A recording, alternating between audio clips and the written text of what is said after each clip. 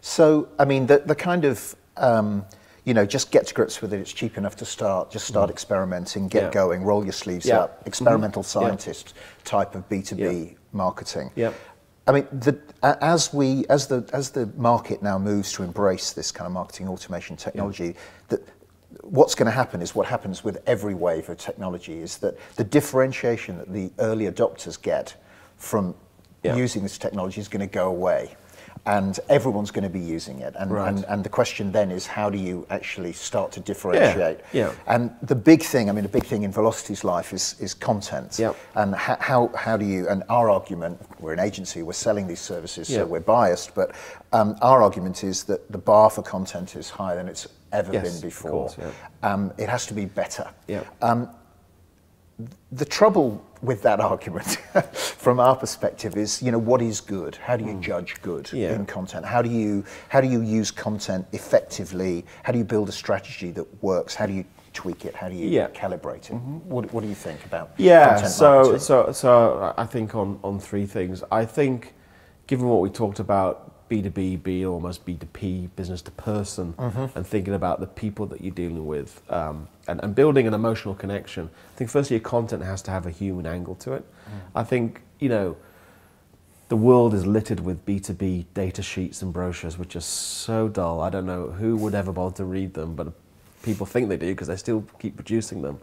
And so, think about, humans are reading this stuff, right? Not robots. I mean, a lot of what we do now is for robots to read, right? So it's about Google indexing and making sure we get in the algorithm and that sort of thing, which is fine. But also think about, there are people reading this. So what do we all look for? Something that doesn't make us fall asleep after 3 minutes. So I think having a bit of humanity, a bit of personality in there, I think is important. I think the second thing, and the biggest crime of B2B marketers has been thinking that anyone gives a damn about what you're talking about, right? And so as much as I love the, whatever it was, maritime ship supplies and e-procurement and other sorts of companies I work for. Yeah, you could fit all the people in the world who really care about it. Well, kind of. But again, think about the individual you're selling to. So, I've sold to FDs, CIOs. They're not just, you think, right, well, I've got to really differentiate myself against my competition. So I'm an ERP vendor, right, as was. They probably don't use that term anymore. So I'm SAP, and I've got to think about how I compete with PeopleSoft and Oracle. To this FD who makes a decision because I'm going to help automate their finance. Well, that FD has been bombarded day and night by not only software vendors, but the people doing the water cooler, the carpet company, facilities. It's standing out amongst hundreds of different vendors, not just about your space. And you always think about, how do I differentiate against the 3 or 4 competitors I play against? Not, how do I just stand out for that individual amongst all the noise that he gets, the marketing messages he sees, the emails he gets, the billboards he sees, all these things which I think B2C businesses think about, because they think about a daily experience of an individual, the papers they read, the tube stations they go to, the train station they go to, whatever. So I think you've got to get out of that mindset. And so you sort of think, okay, what makes something interesting to an individual? It's got to be relevant. So yes, you can't just say, hey, here's a gorilla playing a drum kit, right? Which is a great example of quite an interesting eye-catcher thing. But in the B2B world, you've got to do that with something that's relevant and effective. So it's got to be distinctive, right? It's got to be, so what makes things distinctive? Well, first of all, it's not about us as a business, as a marketer. It's about them, the customer or prospect, and what they're interested in. So talk about them and their issues and challenges. It's not about you and your products.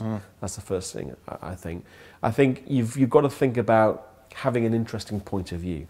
So it's got to be... Opinion, yeah. Yeah, it's got to have an opinion on something. Oh, these guys are interesting. They've thought about the issues and challenges. They have an opinion. Might not be right, but at least it's an opinion. You have something you can stake your company on, your reputation, your business, your product, that says, okay, that's an interesting way of thinking about things. So I think that's, and then from a competitive point of view, some kind of distance. You've got to differentiate yourself. It's not about, getting the clearest message about the fact that you have, a middleware product that, that's works across multiple platforms and works in 7 different languages. Well, that's kind of the given now. Yeah, it's the hygiene factor. That's kind of, so what is it that makes you different? And do that, I think, thirdly, as I said, in a distinctive way, something creative. Obviously, there are a lot of people out there. You Google content marketing now, and you're going to get millions and millions of pages, and everyone's trying to kind of creep into this market, and it looks like a burgeoning, exploding B2B marketing service. But a lot of the things you've just said there feel like kind of back to the future. They feel like the principles that, as marketers, we were taught way back when, you know, be different from your competition, be interesting, have a hook, make sure the creative's better. Sadly, nothing has changed, right? So, you know, the tools are different, you know, the way in which people interact are different, but there are some still fundamentals. I mean, it comes down to planning, thinking, you know, kind of understanding your customer, you know, all those sorts of things. Talking in terms of benefits, all those sort of things haven't changed. So for those of us who've worked in many decades of this, it's still good news, right? Because that hasn't gone away. And it's the hardest bit. That what we're just talking about now always feels to me the hardest bit. And it's the lethal combination is knowing how to use these tools. That's right. With this. And coming back to your original point about how a marketing, you know, kind of director or senior marketer has changed. You still do all that, and maybe you only did that, but now you need to understand the tools.